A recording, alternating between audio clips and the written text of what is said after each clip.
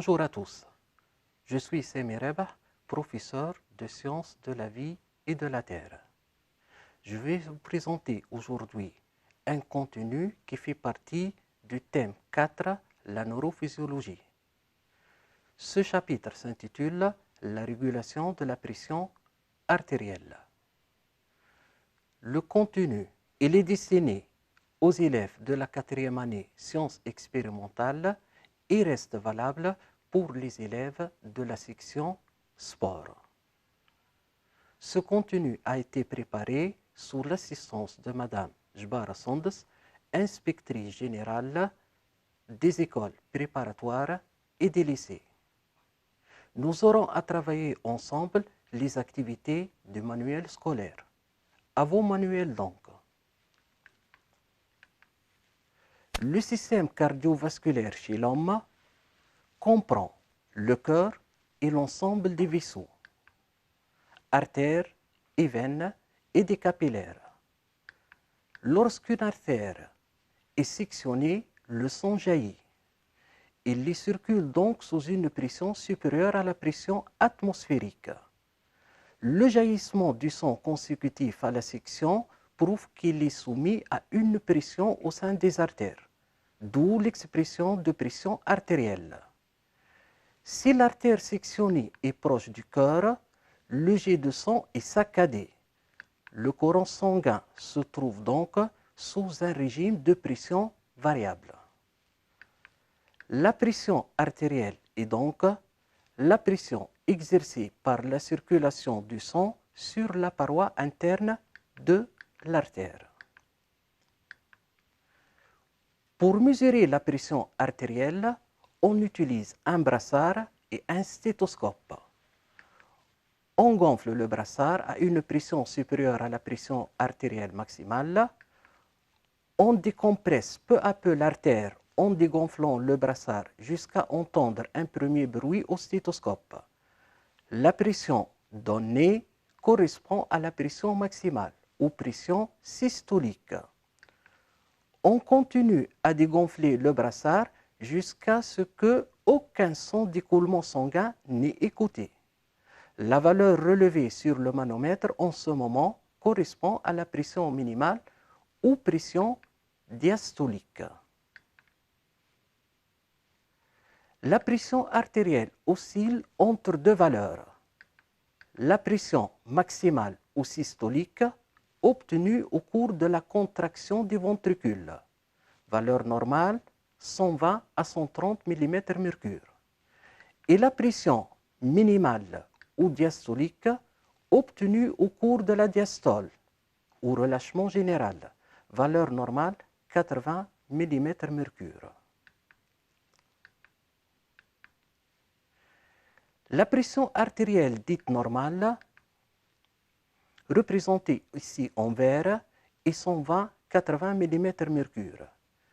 Si cette pression est supérieure à 120 mm/Hg, on parle d'une hypertension, symbolisée par la couleur rouge. Et s'il est inférieur à 80, on parle d'une hypotension, symbolisée par la couleur jaune. La pression artérielle est une constante biologique qui doit être étroitement contrôlée. En dépit de nombreux facteurs qui tendent à modifier la valeur de la pression artérielle, celle-ci varie très peu grâce à l'intervention d'un système de régulation. Les questions qui se posent à ce niveau: quel est le mécanisme de régulation de la pression artérielle dans les deux cas de déséquilibre? La régulation d'un tel déséquilibre répond à la boucle suivante. Le stimulus modifie le paramètre et détecté par les récepteurs sensoriels. Cette information sera acheminée par une voie afférente vers le centre régulateur. L'effecteur est informé de la situation à travers la voie efférente.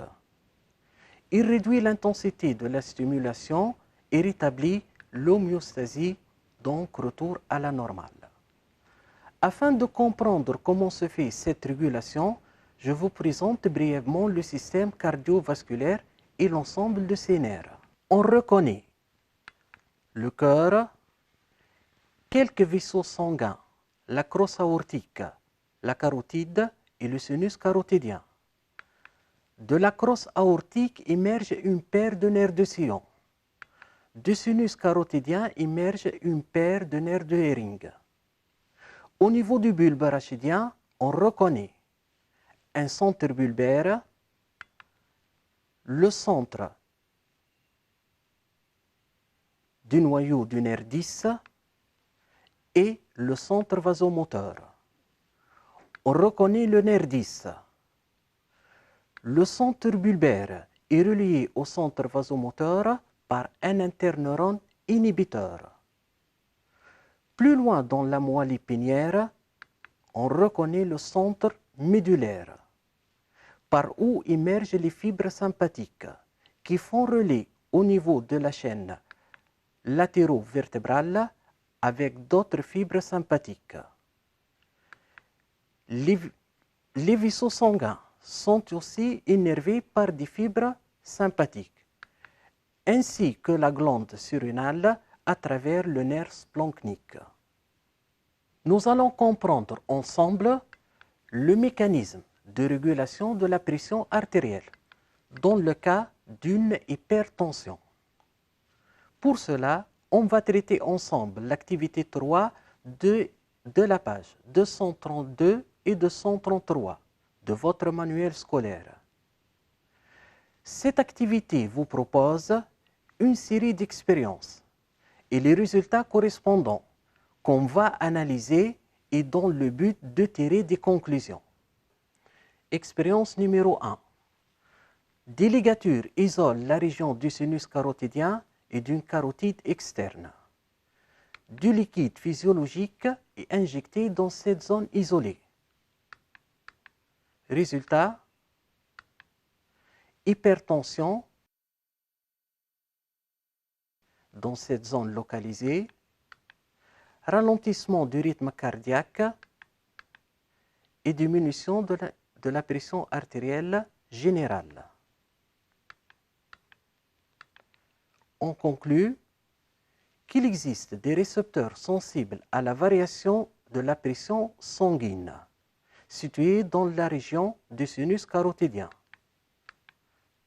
Ce sont des barorécepteurs. Ces barorécepteurs se trouvent aussi au niveau de la crosse aortique.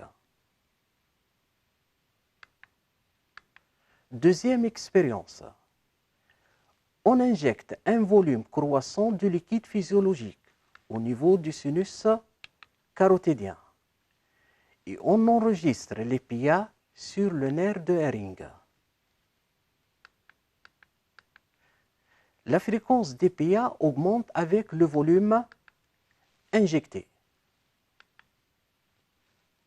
Donc, les barorécepteurs enregistrent les variations de la pression artérielle et codent ces informations sous forme de messages nerveux. Ils déchargent à une fréquence d'autant plus élevée que la pression est plus importante. Expérience 3. On sectionne les deux nerfs de sillon et les deux nerfs de Hering.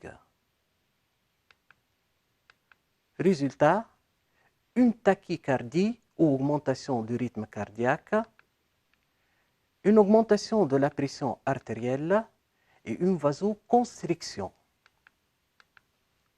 Conclusion, le nerf de Hering et de sillon sont cardiomodérateurs, vasodilatateurs et dépresseurs. Expérience 3A. On sectionne les nerfs de Hering et de sillon. On obtient des bouts centraux qui restent reliés au centre nerveux et des bouts périphériques. La stimulation du bout central du nerf de Hering ou de sillon donne une bradycardie ou diminution du rythme cardiaque et une vasodilatation et diminution de la pression artérielle. La stimulation de bout périphérique n'a aucun effet. De 3A et 3B, on conclut. Les nerfs de sillon et de Hering représentent la voie afférente. Ils transmettent les influx respectivement de la crosse aortique et du sinus carotidien vers les centres. Expérience 4. On détruit le centre bulbaire chez les mammifères. Résultat, augmentation du rythme cardiaque, augmentation de la pression artérielle et une vasoconstriction. On conclut donc, la zone bulbaire est un centre de contrôle de la vasomotricité et de la variation du rythme cardiaque, entraînant la variation de la pression artérielle. Expérience 5. On sectionne le nerf 10. Résultat, augmentation du rythme cardiaque, augmentation de la pression artérielle et une vasoconstriction. Conclusion, le nerf 10 est cardiomodérateur, vasodilatateur et dépresseur. Expérience 5A. Après section du nerf 10, on obtient un bout central et un bout périphérique. La stimulation de bout central n'a aucun effet. La stimulation de bout périphérique donne une diminution du rythme cardiaque, une vasodilatation et la diminution de la pression artérielle.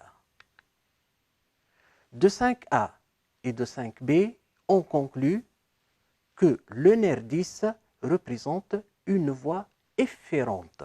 La deuxième question de cette activité vous demande d'exploiter les conclusions dégagées précédemment afin de compléter le schéma de l'énervation cardiaque, page 232. L'augmentation de la pression artérielle au niveau du sinus carotidien et de la crosse aortique est détectée par les barorécepteurs, ce qui augmente la fréquence des potentiels d'action dans les nerfs de sillon et de Hering. Ce message sensitif active le centre bulbaire cardiomodérateur qui envoie un message modérateur vers le cœur par l'intermédiaire du nerf 10, ce qui entraîne un ralentissement cardiaque. Le même message sensitif inhibe les neurones du centre vasomoteur par l'intermédiaire d'un interneurone inhibiteur, ce qui entraîne l'inhibition des neurones orthosympathiques et une vasodilatation. Le ralentissement cardiaque et la vasodilatation corrigent l'hypertension et ramènent la pression artérielle à sa valeur normale. Nous allons comprendre maintenant le mécanisme de régulation de la pression artérielle dans le cas d'une hypotension. Pour cela, on va traiter ensemble l'activité 4 de la page 234 de votre manuel scolaire. Cette activité vous propose une série d'expériences et les résultats correspondants qu'on va analyser et dans le but de tirer des conclusions. Première expérience. Un pincement au niveau des deux carotides engendre une diminution de la pression artérielle localisée, une augmentation du rythme cardiaque et une augmentation de la pression artérielle généralisée. L'enregistrement des potentiels d'action au niveau du nerf de Hering montre que la fréquence des potentiels d'action diminue lors d'une hypotension. Conclusion, suite à une hypotension, la fréquence des potentiels d'action parcourant le nerf de Hering dépresseur devient très faible. Deuxième expérience. On détruit une zone localisée, dans ce cas le centre bulbaire, chez les mammifères. Résultat, augmentation du rythme cardiaque, augmentation de la pression artérielle et une vasoconstriction.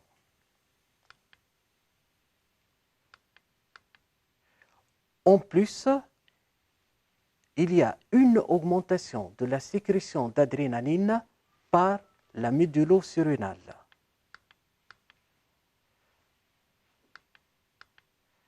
L'adrénaline sécrétée par la médullo-surrénale est acheminée par voie sanguine pour agir sur ses organes cibles, principalement les vaisseaux sanguins et le cœur. En conclusion, le centre cardiomodérateur bulbaire exerce une inhibition sur le centre vasomoteur, ce qui entraîne une vasodilatation et un ralentissement du rythme cardiaque. Troisième expérience. Section des deux nerfs orthosympathiques ou sympathiques.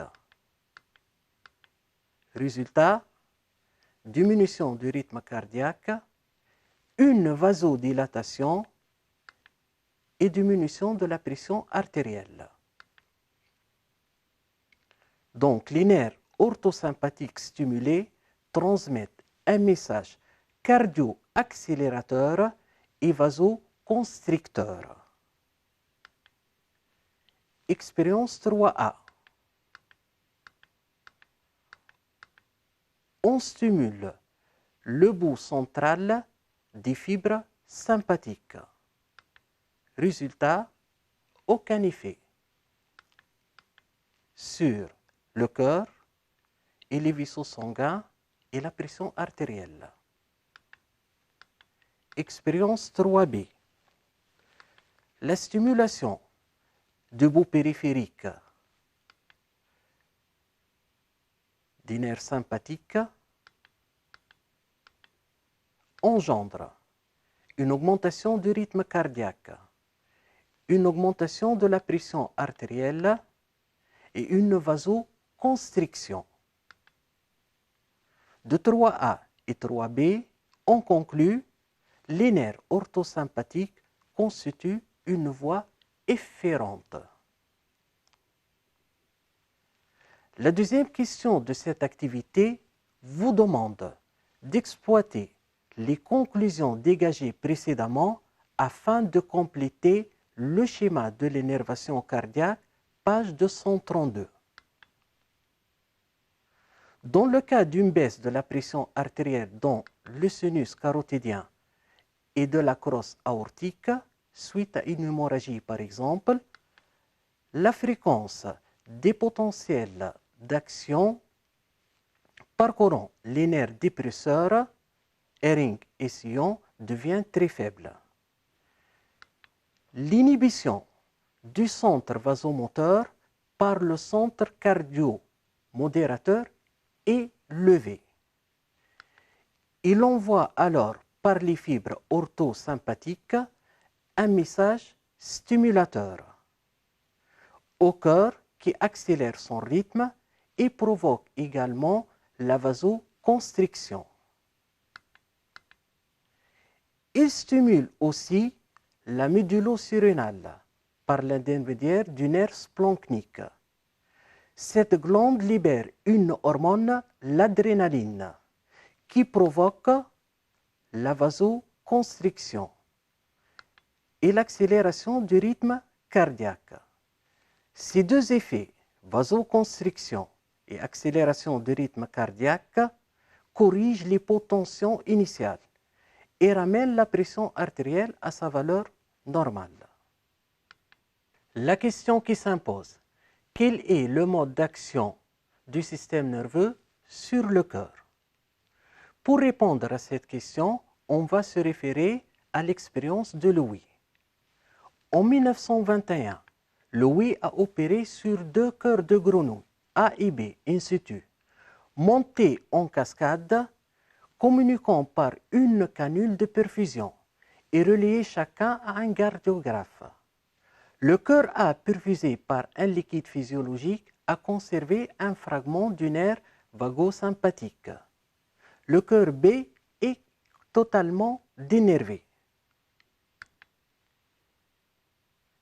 Chez les batraciens, en particulier chez la grenouille, le nerf pneumogastrique ou vagosympathique ou vague est un nerf mixte, avec prédominance de la composante parasympathique. On applique des stimulations rapprochées du nerf vagosympathique du cœur A. On enregistre un ralentissement du cœur A jusqu'à arrêt suivi d'une reprise, c'est le phénomène d'échappement. On retrouve le même phénomène au niveau du cœur B, mais avec un certain décalage. Le cœur B n'est relié avec le cœur A que par le liquide physiologique de perfusion. Donc, il y a libération au niveau des terminaisons nerveuses du nerf vagosympathique d'une substance cardiomodératrice. Cette substance est l'acétylcholine.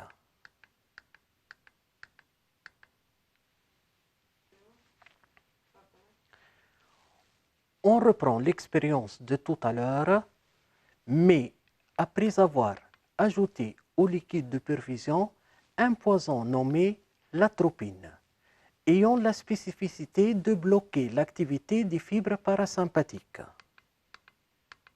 Cela entraîne une accélération du rythme cardiaque du cœur A, suivie de l'accélération du rythme cardiaque du cœur B, mais avec un léger décalage. On observe la même chose si on sectionne les 2 nerfs pneumogastriques.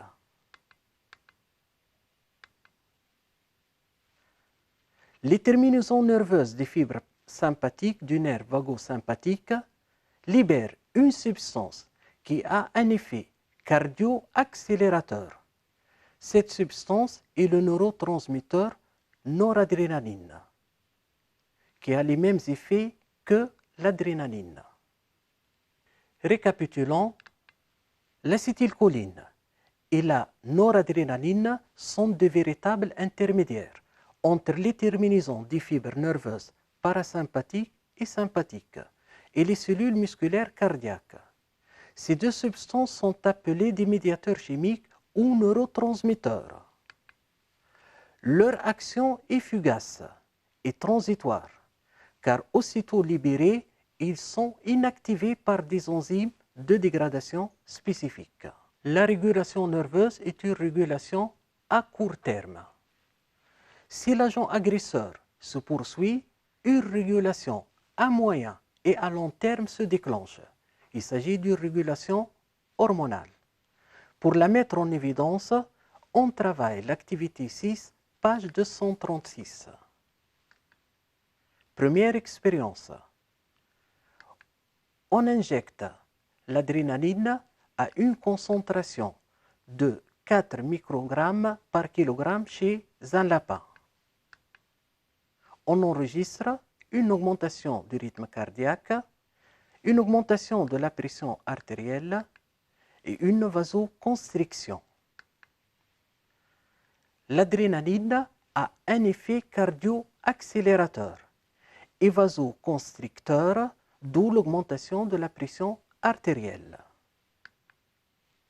Deuxième expérience. On applique une injection intraveineuse d'angiotensine à très faible dose. On enregistre une vasoconstriction, une augmentation de la pression artérielle.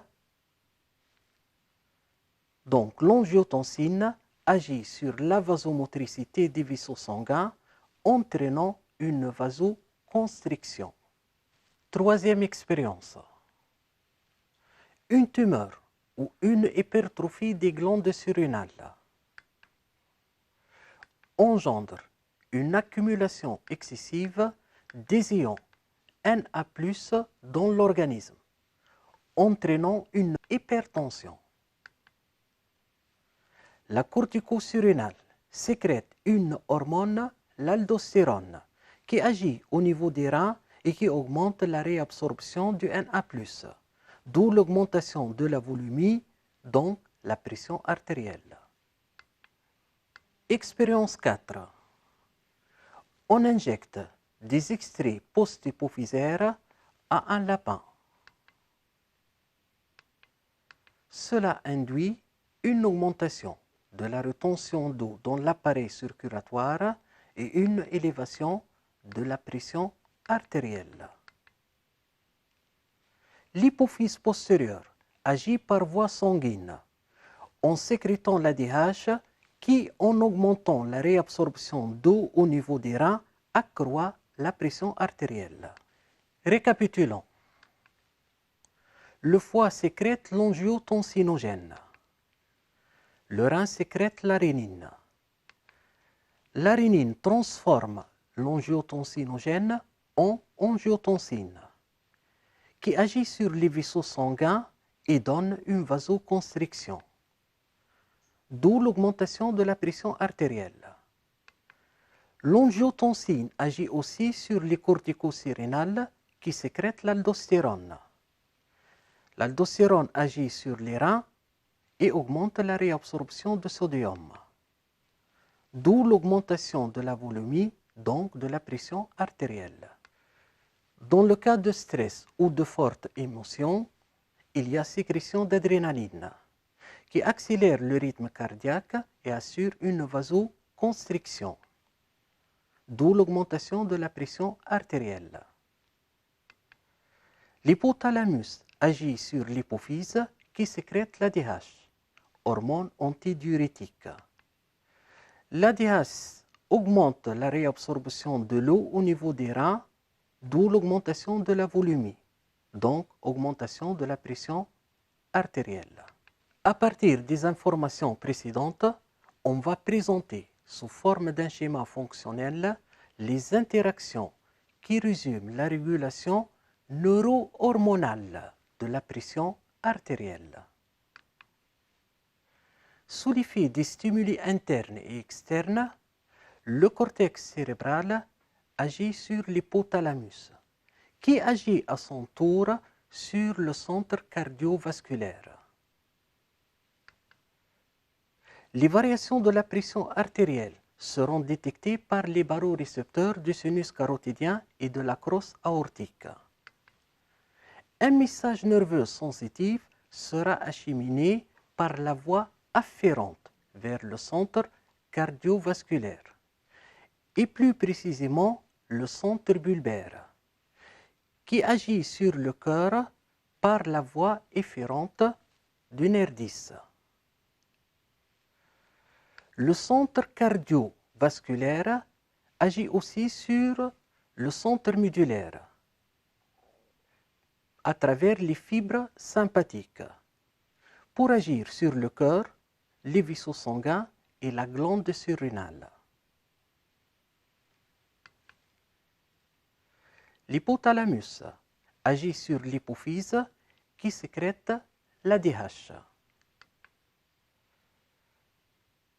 L'ADH agit sur le rein et en augmentant la réabsorption d'eau, donc augmentation de la volumie et par voie de conséquence, augmentation de la pression artérielle.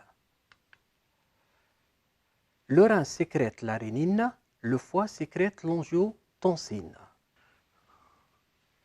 Donc, le rein sécrète la rénine, le foie sécrète l'angiotensinogène. La rénine transforme angiotensinogène en angiotensine, qui agit sur les vaisseaux sanguins. L'adrénaline sécrétée par la médullo-sérénale agit sur les vaisseaux sanguins et le cœur. L'angiotensine agit sur le cortex, sur la cortico-surrénale, qui sécrète l'aldostérone, qui agit sur les reins en augmentant la réabsorption de sodium. Donc, augmente la volémie et par voie de conséquence la pression artérielle. Vous trouvez le même schéma récapitulatif à la page 243 de votre manuel scolaire. Merci et à bientôt.